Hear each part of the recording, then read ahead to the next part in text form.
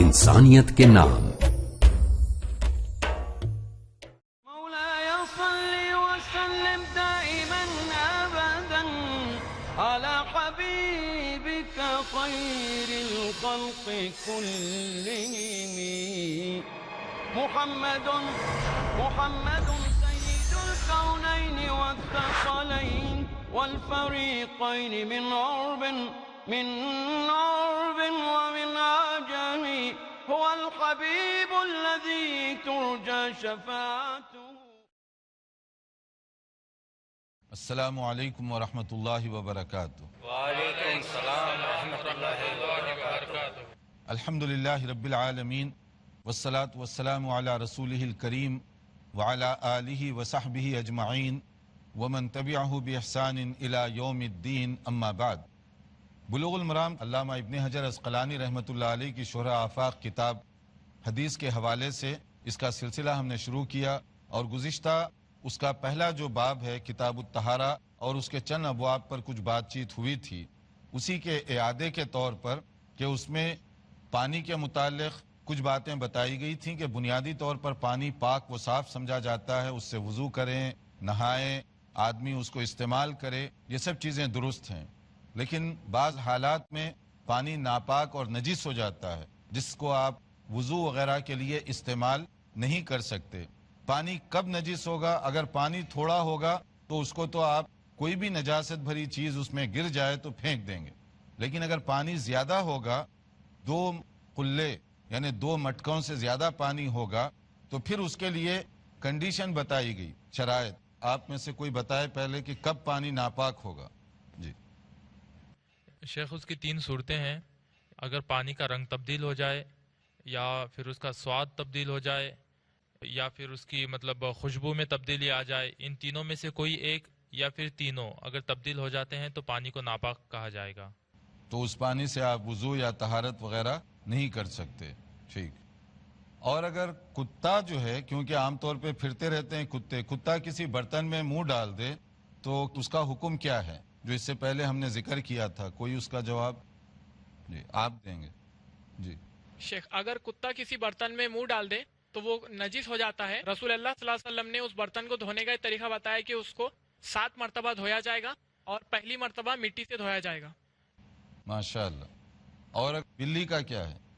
بلی اگر چھو لے برتن کو یا پانی کو تو وہ نجس نہیں ہے، وہ چیز پاک ہے. ہاں، بلی کو نجس نہیں کہا گیا. تو ہم یہاں بات کر رہے تھے مکھی کے حوالے سے. شریعت اس سلسلے میں کیا کہتی ہے؟ اس سلسلے میں ایک باب باندھا گیا ہے کہ اگر مکھی کوئی مشروب میں، پینے کی چیز میں گر جاتی ہے، اگر تو وہ چیز گرم ہے، مکھی پھٹ گئی ہے، تو وہ چیز آپ کی ضائع ہو جائے گی، یا پانی پینے کا جو برتن ہے اس میں آپ پھینک دیں اس کو، یا اس کو استعمال نہ کریں. لیکن اگر مکھی زندہ ہے اور ٹھنڈے مشروب میں گری ہوئی ہے تو اس کو کیا کرنا چاہیے؟ نبی کریم صلی اللہ علیہ وسلم نے جو ارشاد فرمایا، جس کو اس میں ذکر کیا گیا، اذا وقع الذباب في شراب احدكم فليغمسه ثم لينزعه فان في احد جناحيه داء وفي الاخر شفاء. صحیح بخاری کی یہ حدیث ہے جس کو علامہ ابن حجر عسقلانی رحمۃ اللہ علیہ نے اپنی کتاب بلوغ المرام میں نقل کیا ہے کہ مکھی کے 2 ونگز، 2 پر ہوتے ہیں نا، ایک بیماری والا اور دوسرا اس کی شفا یا اس کے تریاق والا. عام طور پر مکھی جب گرتی ہے کسی مشروب میں تو بیماری کا جو ونگ ہے وہ نیچے ہوتا ہے، یعنی پہلے وہ ٹچ کرتا ہے، اور دوسرا جو ہے وہ اوپر رہتا ہے. اگر آپ اسی وقت اس کو پورا ڈبا دیں گے تو اس کے ایک بازو میں جو بیماری کی جراثیم ہے، فوری ڈبانے سے اسی کا توڑ وہاں پر ہو جائے گا. اس کے بعد آپ چاہیں تو وہ مشروب پی سکتے ہیں. اب یہ ایک ایسی حدیث ہے جس کو بنیاد بنا کر بعض لوگوں نے بہت زیادہ کرٹیسائز کرنے کی کوشش کی کہ پتہ نہیں کیسے دین ہے، کیسی شریعت ہے. مگر اللہ کا دین بہت سلامت دین ہے. نبی صلی اللہ علیہ وسلم کوئی بات اپنی طرف سے نہیں کہا کرتے جب تک کہ وحی نہ آ جائے اللہ تعالیٰ کی طرف سے. تو یہ بھی گویا وحی کی روشنی میں ہے. بعض لوگوں نے مختلف انداز سے تحقیقات کی تو ان کو واقعی سمجھ میں آیا کہ مکھی کے واقعی دونوں بازوؤں میں خاصیت الگ الگ ہے. ایک میں نقصان اور بیماری کی، اور دوسری میں اس بیماری کا تریاق رکھا گیا ہے تو اس لیے حدیث میں جو بات کہی گئی سائنٹیفکلی اس کو کئی جگہوں سے پروف کیا گیا. تو یہ مکھی کے حوالے سے یہ بات ہے. اس لیے عام طور پہ گھروں میں یہ مسئلہ پیش آتا ہے تو یہ شریعت کا بڑا سمپل مسئلہ ہے. لیکن مکھی گر کر پھٹ گئی اور پرانی چیز ہو گئی تو پھر اس میں یہ مسئلہ لاگو نہیں ہوگا. اس وقت تو آپ اس کو پھینک دیں. اب اس میں ایک اور جو اسی سلسلے میں ایک اور بات بتائی گئی ہے حدیث کے اندر کھانے پینے کی چیزوں کے حوالے سے. کھانے پینے کی چیزوں کے حوالے سے بتایا گیا کہ 2 مردار ایسے ہیں جن کو ذبح کیے بغیر بھی وہ جائز ہیں, اور 2 خون بلڈ اس سے ریلیٹ کرنے والی چیزیں وہ بھی جائز ہیں. اور وہ کیا ہیں؟ ایک تو یہ بتایا گیا ٹڈی کو ذبح نہیں کیا جائے گا. ٹڈی کو کہتے ہیں لوکس, تو اس کو ذبح نہیں کیا جائے گا, یہ ویسے ہی حلال ہے. اور اسی طرح سے مچھلی ہے, مچھلی بھی حلال ہے. مچھلی کو ذبح تو نہیں کریں گے. اگر آپ زندہ بھی پکڑ لیں مچھلی کو کچھ دیر کے بعد وہ مر جائے گی. تو مچھلی ہر صورت میں جائز اور حلال ہے. اور 2 جو گوشت کے اندر جو چیزیں ہوتی ہیں اس میں خاص طور پر 2, کیونکہ یہ اشکال پیدا ہوا, شک پیدا ہوا کہ یہ کلیجی جو ہے کھائی جا سکتی ہے یا نہیں, لیور. تو نبی صلی اللہ علیہ وسلم نے فرمایا کہ جو جانور حلال ہے مثلا بکری وغیرہ یا گائے, اس کی کلیجی اور لیور آپ کھا سکتے ہیں, جائز ہے. اسی طرح سے دوسرا مسئلہ ہے تلی کا تحال, کہ وہ آپ کھا سکتے ہیں یا نہیں کھا سکتے. تو وہ بھی کھائی جا سکتی ہے, وہ بھی حلال ہے. بظاہر دیکھنے میں اس میں لگتا ہے کہ شاید وہ بھی جو ہے خون ہے اس کے اندر, لیکن شریعت نے اس کو جائز قرار دیا, وہ حلال ہے, وہ کھا سکتے ہیں. تو مردار میں 2, ایک ٹڈی اور مچھلی جائز ہے.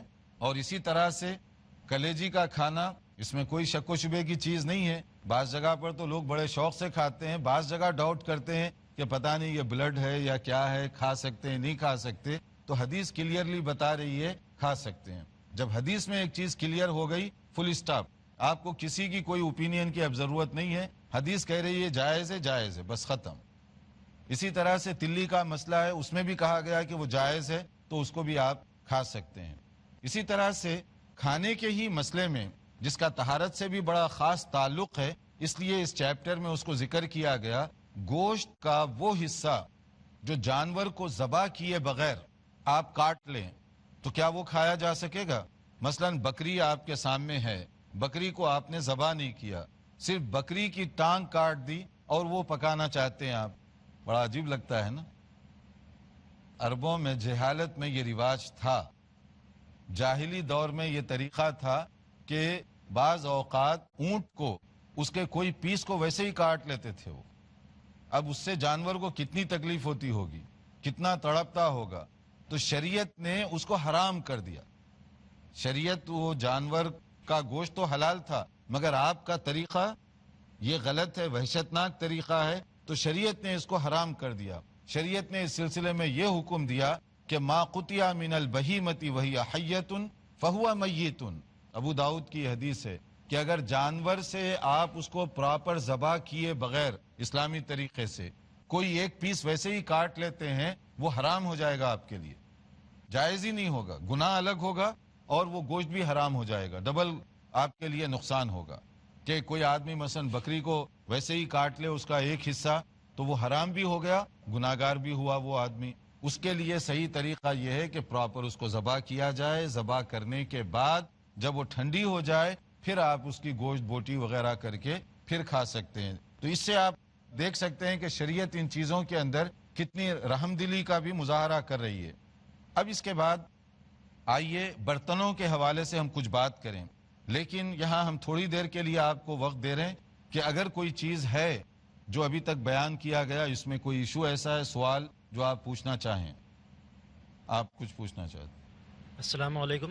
وعلیکم جیسا آپ نے آپ کے پچھلے درس میں کہا کہ اگر کبھی پانی کم مقدار میں ہو اور اس میں کبھی نجاست کبھی گر جائے تو پورا کا پورا پانی پھینک دیا جائے, لیکن بعض مقامات ایسے ہیں دنیا میں جہاں پر پانی بہت کم مقدار میں پایا جاتا ہے اور وہاں پہ ایک ایک گلاس پانی کی بہت اہمیت ہوتی ہے, تو ایسی صورت میں کیا کیا جائے؟ دیکھیے شریعت نے ایسے ہی لوگوں کے لیے ایسے جامع اصول بنایا ہے نا, جو اصول حکمت اور اس کے اندر جو اسباب ہیں. اگر پانی کہیں پر بہت تھوڑا ہے, شارٹیج ہے پانی کا, تو اس میں کیا کریں گے, انہی کے لیے تو یہ مسئلہ ہے. اگر جہاں پر پانی جو ہے کھلے اور وافر مقدار میں ملتا ہے تو ان کو تو کوئی ایشو نہیں ہے, پانی وہ جب چاہیں بدل دیں, جب چاہیں پھینک دیں, ویسے ہی بہا دیں. ایشو تو ان لوگوں کے لیے جن کو مشکل سے پانی ملتا ہے. مثلاً افریقی بعض علاقے ہیں، پانی بہت مشکل سے بعض جگہوں پر مل رہا ہے، اب ایک گلاس پانی ہے، ایک گلاس میں ایک قطرہ پیشاب کا گر گیا، آپ کیا چاہتے ہیں کہ وہ پانی پی لیں؟ شریعت یہی کہتی ہے اگر بہت تھوڑی مقدار میں ہے، کوئی نجس چیز گر جائے تو وہ پانی کو بہا دو، اس کو استعمال مت کرو، اور اس میں آپ کے لیے صحت کے اصول کے حساب سے بھی بہت اچھی بات ہے۔ اور اگر پانی تھوڑا سا زیادہ ہو جائے، یعنی 2 چھوٹے ٹب جو ہے کوئی بڑی بات نہیں ہے، آج کل کے حساب سے تو ہو سکتا ہم لوگ جو پانی نہاتے ہیں اس میں 4 قلوں سے زیادہ استعمال کرتے ہوں گے، ورنہ سنت تو ہے آگے آئے گی کہ کتنا پانی یوز نبی صلی اللہ علیہ وسلم فرمایا کرتے تھے۔ آپ کچھ پوچھنا چاہ رہے ہیں؟ شیخ اگر آج کل جیسا واٹر پیوریفائر لگایا جاتا ہے تو اگر کسی ٹینک کے آگے واٹر پیوریفائر لگا ہے اور اس سے ہم پانی استعمال کرتے ہیں تو وہ پانی کا ہم کیسے پتہ کریں گے کہ وہ نجس ہوا تھا یا نہیں کسی وقت؟ دیکھیے پانی کے استعمال کے یہ الگ الگ طریقے ہیں، ہم نے جو ذکر کیا کہ اسمیل بدلنا یا کلر بدلنا وہ نیچرل پروسیس کے تحت، کہ پانی کہیں ٹھہرا ہوا ہے، بہاؤ نہیں ہے، تو کچھ دیر کے بعد کیا ہوتا ہے اس میں یا تو بدبو پیدا ہو جائے گی یا اس کے اندر کلر بدل جائے گا یا اس کا ذائقہ بدل جائے گا، ایسے یہ نیچرل انداز سے ہوتا ہے۔ لیکن آپ جو فرما رہے ہیں یہ تو اس کو بہتر بنانے کے لیے ہے، تو اس کی وجہ سے پانی اور اچھا ہو جائے گا، اس سے پانی خراب نہیں ہوگا۔ اسی واٹر پیوریفائر میں جو ٹینک سے پانی آ رہا ہے اس ٹینک کے بارے میں ہم کیسے پتہ کریں گے؟ دیکھیے پانی جو سامنے ہے آپ کو، شریعت اسی کا آپ کو مکلف بنا رہی ہے۔ مثال کے طور پہ جو پانی سپلائی ہو رہا ہے، اگر وہ پانی صاف ستھرا ہے اور اس کے اندر وہ نشانیاں نہیں بدلی ہیں تو پھر آپ اس کو استعمال کر سکتے ہیں، تو اس میں آپ کو زیادہ پریشانی کی نہیں، یہی بیوٹی ہے۔ یہ پڑھ لیں گے تو معلوم ہوگا کہ ہمارا دین اتنا آسان اور اتنا سمپل ہے، ہر آدمی ہر جگہ آسانی کے ساتھ عمل کر سکتا ہے۔ مشکلات تو لوگوں نے کھڑی کر دی ہیں، ورنہ دین اللہ کا بہت آسان ہے، سب کے لیے اس میں بہت سہولتیں رکھی گئی ہیں۔ دیکھتے رہیے ہمارا پروگرام، ایک چھوٹے سے وقفے کے بعد دوبارہ آپ کی خدمت میں حاضر ہوں گے۔ محمد سيد الكونين والثقلين. ناظرین وقفے کے بعد دوبارہ آپ کی خدمت میں حاضر ہیں۔ وقفے سے پہلے ہم حدیث کا جو ایک امپورٹنٹ چیپٹر تھا کہ اس کے اندر جائز ناجائز پاک اور ناپاک کب ہوتی ہے چیزیں، خاص طور پر پینے کی چیز، اس بارے میں مختلف باتیں ہم نے بتائی ہیں۔ اب آگے ایک اہم چیپٹر ہے اس کتاب بلوغ المرام کا، وہ ہے باب الآنیہ، پلیٹس، برتن، استعمال میں جو آنے والی برتنیں وغیرہ ہیں ان کا شرعی طور پر کیا حکم ہے، کب وہ استعمال میں آ سکتی ہیں، کب استعمال نہیں کرنا چاہیے، کیا اس کی شرائط ہیں، اس سے متعلقہ کئی احادیث اس میں ذکر کی ہیں۔ سب سے پہلی چیز، کھانے پینے کی جو برتن ہے، چاہے وہ گلاس ہو، چمچ ہو، اسپون ہو، پلیٹس ہو یا کپ ہو، کوئی بھی چیز ہو، اس کے بارے میں شریعت یہ کہتی ہے کہ یہ آپ کی سہولت اور آسانی کے لیے اللہ تعالیٰ نے پیدا فرمائی ہے۔ اس کو آپ انٹرٹینمنٹ، لگژری، دکھاوا، فخر، مباحات یہ ذریعہ نہ بنائیں۔ اس کو اسی لیے اس میں بیلنس کیا گیا۔ بیلنس یہ ہے کہ پلیٹس سونے اور چاندی کے استعمال کرنا منع کر دیا گیا۔ شریعت یہ کہتی ہے کہ یہ تمہارے لیے درست نہیں ہے کہ تم اس کو استعمال کرو اس طرح، کیونکہ یہ چیزیں عام طور پر غیر مسلموں کی ہیں، جو ان کی نقالی میں لوگ کرتے ہیں، جن کی صرف دنیا ہی سب کچھ ہے، آخرت میں ان کو کچھ ملنے والا نہیں ہے، جبکہ ہمارے لیے اللہ تعالیٰ نے آخرت میں ہر قسم کی نعمت رکھی ہے۔ تو دنیا کے اندر اپنی زندگی کو ان عادتوں میں نہ ڈالو، اور اس کے اندر زیادہ تر جو فخر اور ایک دوسرے پر اترانے کی جو بات ہے اس کو بھی ریڈیوس کیا گیا۔ اس لیے اس میں سونے چاندی کے جو پلیٹس ہیں، برتن ہیں، اس کے استعمال کرنے سے منع کر دیا گیا۔ اور دوسری چیز یہ بتائی گئی کہ جو آدمی چاندی کے پلیٹ میں مثلا پانی پی رہا ہے تو گویا اپنے پیٹ کو جہنم کی آگ سے بھر رہا ہے، وہ منع کیا گیا اس کو۔ اس میں ایک اور بات بھی بتائی گئی کہ پوری پلیٹ چاندی کی نہیں ہے، مگر اس میں اگر ٹانکی لگائی جائے، ٹانکی کا مطلب پہلے یہ ہوتا تھا کہ قیمتی کوئی پلیٹ ہے وہ ٹوٹ جاتی تو اس کو جوڑتے تھے، اور جوڑنے کے لیے کوئی ٹانکا کہیں لگانا پڑتا تھا، تو اس کو لگانے کے لیے کبھی کبھی جو ہے سلور کا یعنی چاندی کا استعمال کیا جاتا۔ تو کیا وہ استعمال کر سکتے ہیں ایک ٹانکی کے لیے، یا 2-4 ٹانکے لگانے پڑ جائیں؟ تو شریعت اس حد تک اس کی اجازت دے رہی ہے۔ بالکل ایسے ہی جیسے کسی کا دانت خراب ہو گیا اور وہ دانت جو ہے اس کا جو خراب دانت ہے اس کی جگہ وہ سلور کا، چاندی کا استعمال کرنا چاہے کر سکتا ہے، شریعت اس کی اجازت دے رہی ہے اگر ضرورت پر۔ لیکن آج کل فیشن بن گیا، وہ نہیں ہے۔ بعض نوجوان جو ہے وہ اپنے دانتوں کے اوپر مختلف قسم کے کور چڑھانے لگ گئے ہیں، اور وہ ایک غرور کا، ایک تکبر کا انداز بن گیا، جس کو بعض لوگ کہتے ہیں، اب پتہ نہیں، آپ لوگ تو ماشاءاللہ بڑے مہذب سوسائٹی کے ہیں، ورنہ لوگ کہتے ہیں گینگسٹر کی علامت ہے یہ، تو وہ گینگسٹر کی علامت کے طور پر یہ کام کرتے ہیں۔ شریعت اس کی اجازت نہیں دیتی۔ ضرورتاً اگر آپ کا دانت خراب ہو گیا اور دوسرا میٹیریل اس کے لیے مفید نہیں ہے تو ایسی صورت میں آپ اس کو استعمال کر سکتے ہیں۔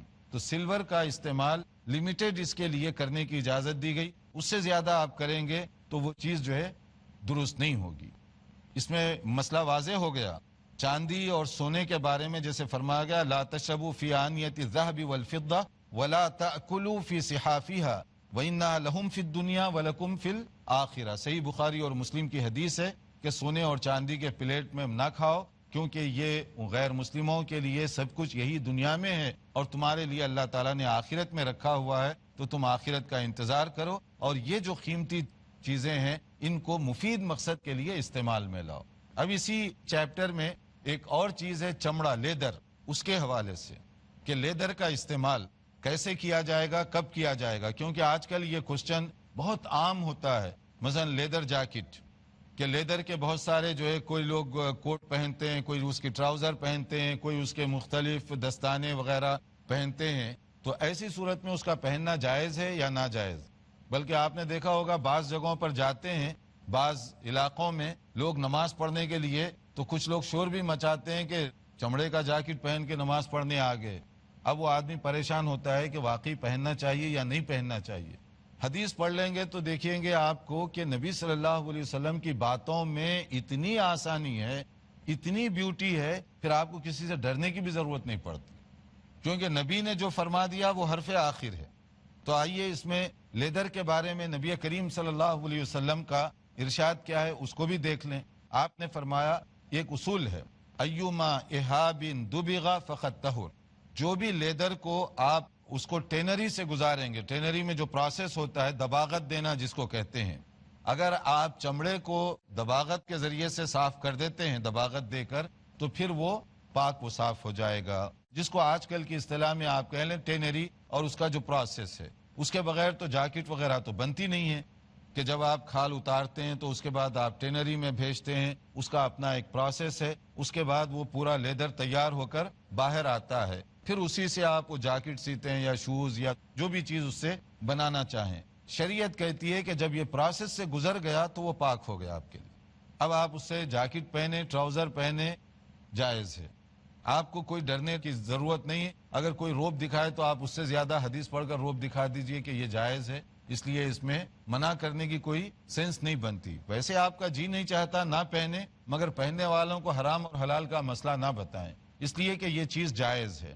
اب یہاں ایک ہے کہ کون سا لیدر، لیدر تو کئی جانوروں کے ہوتے ہیں، تو اس میں سمپل اور آسان یوں سمجھیے، ہر وہ جانور جس کا گوشت ہم کھا سکتے ہیں، جائز ہے، ان تمام جانوروں کا جو لیدر ہے اس کی جیکٹ پہنے وہ پہن سکتے ہیں۔ اس میں تو بعض علماء نے تو یہاں تک بھی کہا ہے کہ وہ بھی جانور اس میں آ جائیں گے جن کا گوشت کھانا منع ہے، مگر اگر ان کا چمڑا صحیح طور پر دباغت دی گئی وہ بھی پاک ہو جائے گا چمڑے کی حد تک۔ لیکن میجارٹی اور اکثریت علماء کی رائے یہ ہے کہ جو جانوروں کا گوشت کھانا جائز ہے وہ چمڑا ٹھیک ہے، قطع نظر اس بات سے کہ وہ جانور اسلامی طریقے سے ذبح کیا گیا یا نہیں کیا گیا۔ بکری کا چمڑا ہے تو اس کی جیکٹ بن رہی ہے، مگر وہ بکری ذبح ہوئی یا نہیں ہوئی ہمیں اس کو معلوم کرنے کی ضرورت نہیں ہے۔ گائے وہ کیسے ذبح کی گئی تھی، کس نے ذبح کیا ہے، اس کی ریسرچ کی ہمیں ضرورت نہیں ہے، وہ جائز ہے، شریعت اس کی اجازت دے رہی ہے۔ اس میں ایک اور بات یہ بھی ہے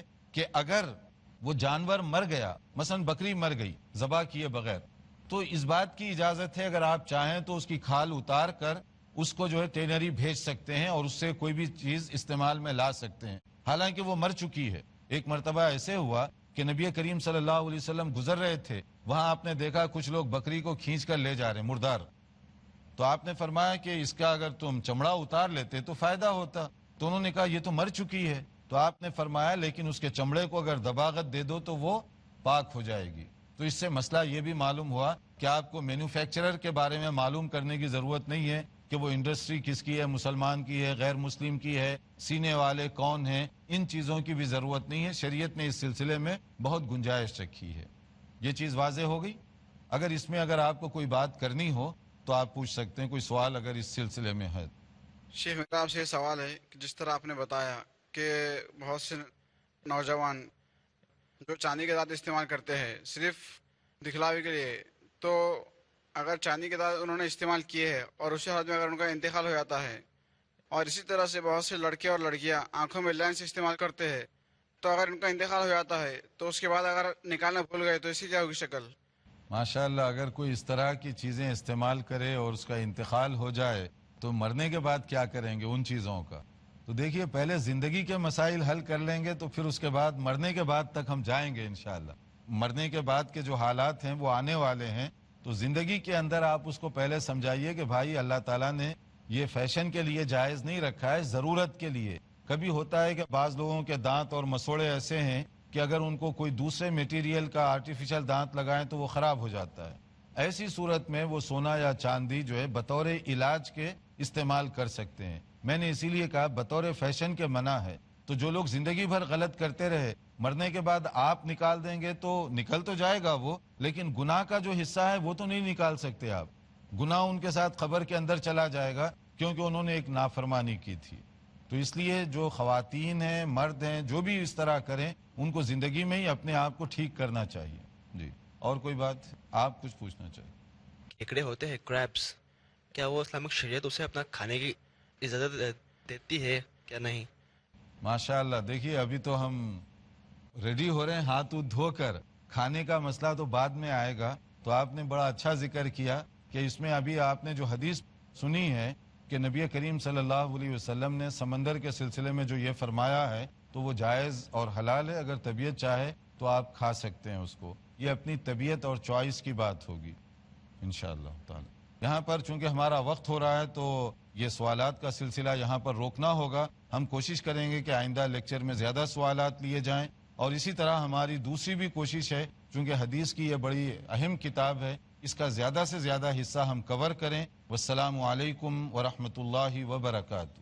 مولاي صل وسلم دائما أبدا على حبيبك خير الخلق كلهم محمد سيد الكونين والثقلين والفريقين من عرب ومن عجم. هو الحبيب الذي ترجى شفاعته، هو الحبيب الذي ترجى شفاعته لكل هول من الأهوال مقتحم.